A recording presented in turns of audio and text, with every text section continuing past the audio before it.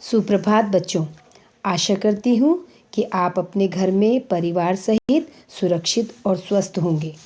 बच्चों, हम आज कक्षा 8वीं के अध्याय 2 लाख की चूड़ियाँ पाठ पढ़ेंगे। यह पाठ लिखा है लेखक श्री कामता जी ने। तो ये पाठ शुरू करने से पहले लेखक के बारे में कुछ जान लेते हैं। लेखक श्री कामता नाथ जी का जन्म 22 सितंबर सन 1935 ईस्वी को लखनऊ में हुआ था तथा इनकी मृत्यु 7 दिसंबर 2012 में हुई। इनकी भाषा हिंदी थी। इन्होंने अनेक उपन्यास, निबंध, कहानियाँ तथा नाटक भी लिखे।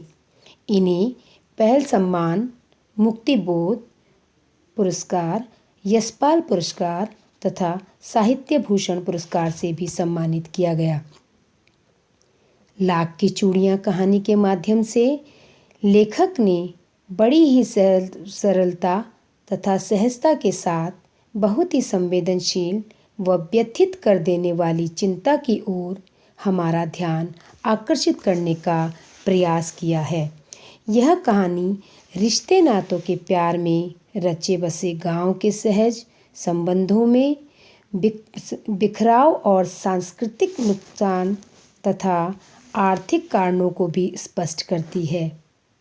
कहानी का मुख्य पात्र बदलू मनिहार है, जिसका पैतृक पेशा अर्थात पूर्वजों से प्राप्त पेशा लाख की चूड़ियाँ था।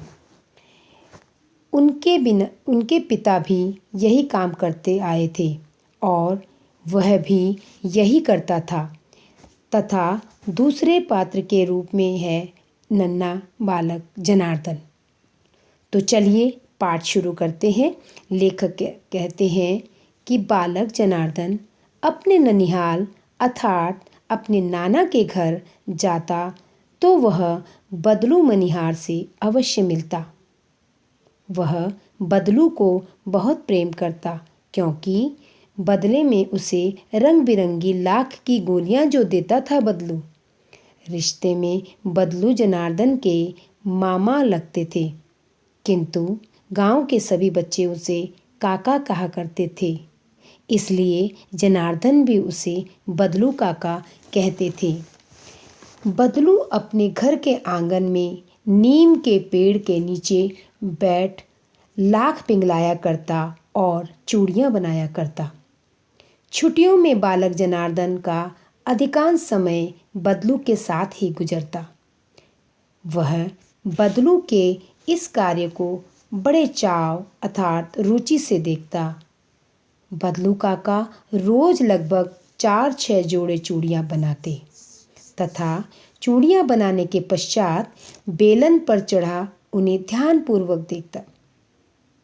बदलू के द्वारा बनाई गई चूड़ियों की खपत उस गांव में ही नहीं बल्कि आसपास के लगभग सभी गांवों में दूर दूर से लोग आते व बदलू की चूड़ियाँ खरीद ले जाते।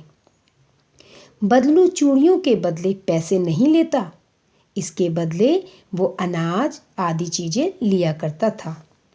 उस समय लोग अधिकांशतः वस्तु विनिमय अर्थात वस्तुओं के बदले वस्तुएं लेते अथवा देते थे।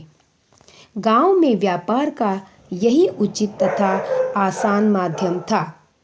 लाख की चूड़ियाँ बनाना ही बदलू मनिहार की आजीविका का यही मुख्य साधन था। बदलू चूड़ियों के बदले कभी भी किसी से अनुचित मूल्य नहीं लेता था, किंतु गांव में जब किसी के घर में विवाह आदि मांगलिक कार्य होते तब वह चूड़ियों के बदले अनाज, वस्त्र आदि की मांग कर देता। फलस्वरूप उसे अनाज, पगड़ी तथा परिवार के लिए बहुत से उपहार मिलते। बदलू एक नेक इंसान था। गांव में उसका किसी से भी कोई बैर अर्थात शत्रुता नहीं थी। यदि उसे किसी बात से चिढ़ थी तो वह थी कांच की चूड़ियाँ। गांव में वह यदि किसी स्त्री के हाथों में कांच की चूड़ियाँ देख लेता तो उसे बहुत ही क्रोध आता। वह उसे खूब सुना देता। बदलू बालक जनार्दन से घंटों बातें करता, कभी उनकी पढ़ाई के संबंध में तो कभी शहरी जीवन के। जब जनार्दन कहता कि काका, शहर में तो सभी कांच की चूड़ियां ही पहनते हैं, तो बदलू कहता, शहर की बात और है लल्ला। शहर की स्त्रियां कोमल तथा नाजुक होती हैं। वे ग्रामीण स्त्रियों की तरह संघर्षशील नहीं होती। बदलू जनार्दन की खूब खातिर किया करता, कभी मलाई देकर तो कभी आम खिलाकर। किंतु इन सभी के अलावा बालक जनार्दन की बदलू काका से आत्मीयता, अथक प्रेम का मुख्य कारण था लाख की सुंदर सुंदर गोलियां। कुछ समय पश्चात बालक जनार्दन के पिता का तबादला कहीं और हो गया। बच्चों, तबादला का मतलब है बदली, जिस कारण वह अगले 8-10 सालों तक जनार्दन अपने मामा के घर न आ सका। 8-10 सालों बाद जब वह वहाँ पुनः आया तो वह बालक जनार्दन न रहा, अर्थात अब वह बड़ा हो चुका था। इसलिए उसकी रुचि लाख की गोलियों में भी नहीं रही, जिस कारण वह अब बदलू काका को भूल सा गया था।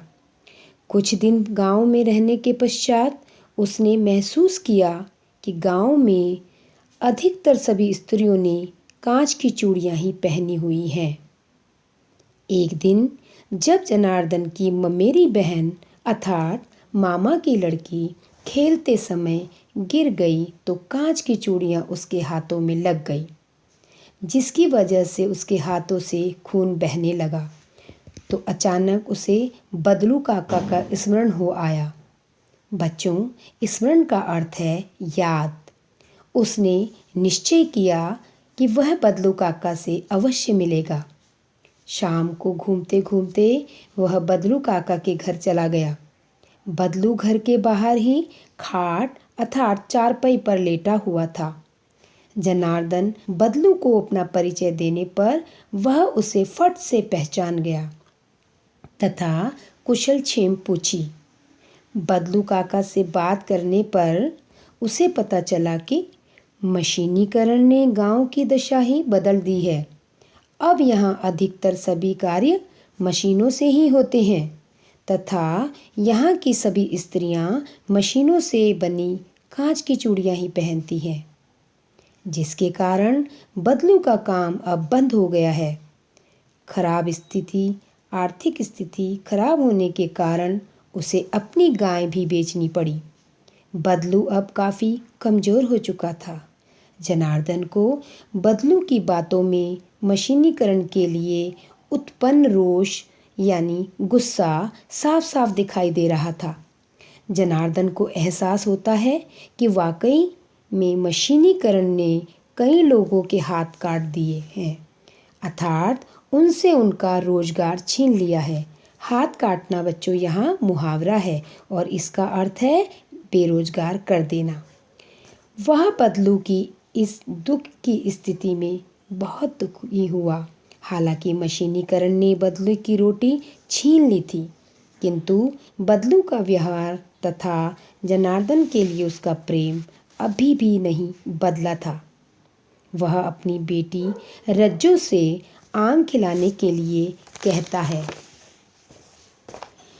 रज्जो जब आम लेकर आती है तो जनार्दन उसकी कलाई पर लाख की चूड़ियाँ देखता है। यह देख जनार्दन आश्चर्यचकित हो जाता है। तब बदलू जनार्दन को देखकर कहता है कि यह आखिरी जोड़ा उसने जमींदार की बेटी के विवाह के लिए बनाया था। इन चूड़ियों के बदले वह बदलू को पैसे दे रहा था। कुछ देर बदलू के पास बैठकर जनार्दन आज्ञा लेता है और चला जाता है। जनार्दन को बदलू के दुख से बड़ा दुख हुआ, लेकिन एक खुशी भी थी कि बदलू ने परिस्थितियों के आगे हार नहीं मानी। उसका व्यक्तित्व कांच की भांति कमजोर नहीं था, जो ऐसे ही टूट जाता। तो बच्चों, यहाँ पाठ का अंत होता है। इस कहानी से हमें यह पता चलता है कि मशीनीकरण से जहाँ एक ओर हमें आधुनिक बनाया है, वहीं दूसरी ओर अनेक बदलू जैसे कारीगरों को बेरोजगार भी किया है। इसलिए हम यह कह सकते हैं कि गरीबी का एक मुख्य कारण मशीनीकरण भी है। इस कहानी से हमें बच्चों यह सीख भी मिलती है कि परिस्थितियाँ हमेशा हमारे हक में नहीं रहती। इसलिए विपरीत परिस्थितियों में भी हमें धैर्य और साहस के साथ काम लेना चाहिए। आशा करती हूँ बच्चों, आपको यह कहानी समझ में आई होगी। धन्यवाद।